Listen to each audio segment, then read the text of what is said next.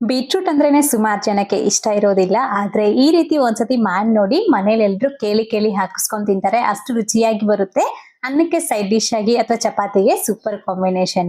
ಮೊದಲಿಗೆ ಒಂದು ಕಡಾಯಿನಲ್ಲಿ ಒಂದ್ 2 ಟೇಬಲ್ ಸ್ಪೂನ್ ಆಗುವಷ್ಟು ಎಣ್ಣೆ ಹಾಕ್ಬಿಟ್ಟು ಸಾಸಿವೆ, ಕಡಲೆಬೇಳೆ, ಹಾಗೇನೆ ಈ ಕರಿಬೇವಿನ ಸೊಪ್ಪು, ಒಣಮೆಣಸಿನಕಾಯಿ ಮತ್ತೆ ಒಂದ್ 5-6 ಪೀಸ್ ಆಗುವಷ್ಟು ಬೆಳ್ಳುಳ್ಳಿನ ಹಾಕೊಂಡ್ಬಿಟ್ಟು ಚೆನ್ನಾಗಿ ಹುರಿದು ಆನಂತರ ಇದಕ್ಕೆ ಒಂದು 3/4 ಕೆಜಿ ಆಗುವಷ್ಟು ಬೀಟ್ರೂಟ್ ನ ಸಣ್ಣದಾಗಿ ಕಟ್ ಮಾಡಿ ಹಾಕೊಂಡು ರುಚಿಗೆ ತಕ್ಕಷ್ಟು ಉಪ್ಪು, ಸ್ವಲ್ಪ ಅರಿಶಿಣದ ಪುಡಿ ಹಾಗೆ ಖಾರದ ಪುಡಿನ ಹಾಕಿ ಚೆನ್ನಾಗಿ ಮಿಕ್ಸ್ ಮಾಡಿ ಪ್ಲೇಟ್ ಮುಚ್ಚಿಬಿಟ್ಟು ಒಂದ್ 5 ನಿಮಿಷ ಬೇಯಲಿಕ್ಕೆ ಬಿಡಬೇಕು.